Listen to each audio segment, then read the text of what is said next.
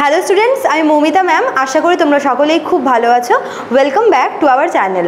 আজকে আমি তোমাদের 4th semester Aisi alternative English থেকে 8 মার্কসের ইম্পর্টেন্ট কোয়েশ্চেন নিয়ে আলোচনা করব। তোমাদের এক্সাম কিন্তু খুব সামনেই চলে এসেছে, আর তোমাদের এটা হচ্ছে অল্টারনেটিভ ইংলিশ প্রায় ম্যাক্সিমাম স্টুডেন্টেরই আছে। তো ওই জন্য আমি আজকে তোমাদের এই টপিকটা থেকে আর কি 8 মার্কসের কোয়েশ্চেনগুলো নিয়ে আলোচনা করব, এবং 3 মার্কসে একটা আলাদা ক্লাস আসবে, এরপরে আমি সেটাও আলোচনা করে দেবো। ঠিক আছে, চলো দেরি না করে শুরু করে দিই আজকের ক্লাসটা। দেখো, 8 মার্কসের কোয়েশ্চেন তোমাদের টোটাল 3 জন রাইটারের গল্প আছে, এবং হচ্ছে 2 জন রাইটারের 2টো করে টপিক দেওয়া, টোটাল 5টা টপিক তোমাদের হচ্ছে এইসি থেকে আছে। ঠিক আছে, তো আজকে 8 মার্কসের কোন কোন কোয়েশ্চেনগুলো রয়েছে দেখো। ফার্স্টে মোস্ট ইম্পর্টেন্ট কোয়েশ্চেন, এটা হচ্ছে তারা থেকে রয়েছে, role of gender discrimination. Role of gender discrimination very very important. এই কোয়েশ্চেনটা তোমরা কিন্তু অবশ্যই রেডি করে যাবে।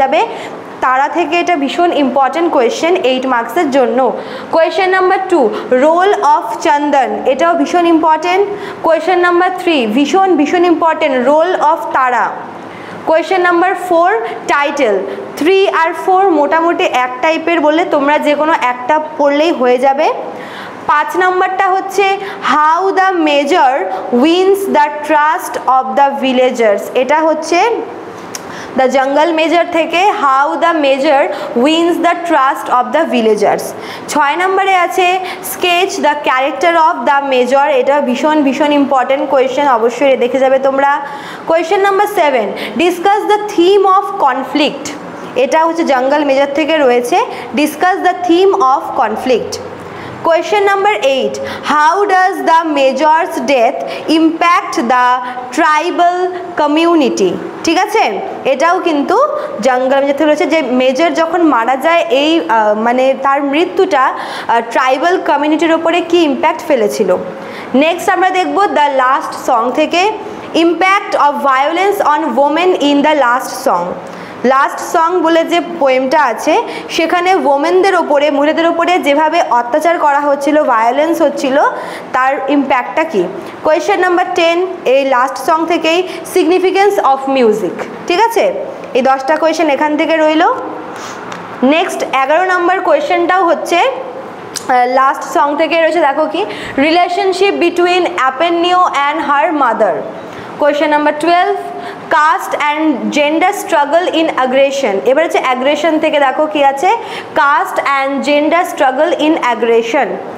Question number 13, critical appreciation of aggression. মানে এই 13 নম্বরটা পড়লে মোটামুটি বাকিগুলো হয়ে যাওয়ার মতো।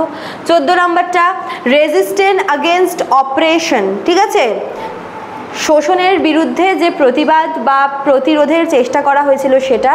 Question number 15, what message does the poet convey through her words. এটাও হচ্ছে ওই অ্যাগ্রেশন থেকেই আসছে, যে পোয়েট হচ্ছে তার পোয়েমটা থ্রুতে কি মেসেজ কনভে করতে চেয়েছে।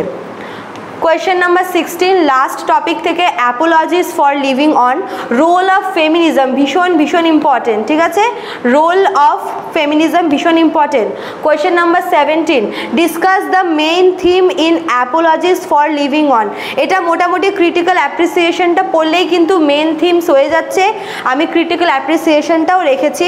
Question number 18, significance of contemporary social issue. এটা ভীষণ ইম্পর্টেন্ট, যে সেই সময়ে সামাজিক যে আর কি, মানে সেই সমসাময়িক যে সামাজিক প্রবলেমটা, সেটা আর কি এখানে বলেছে।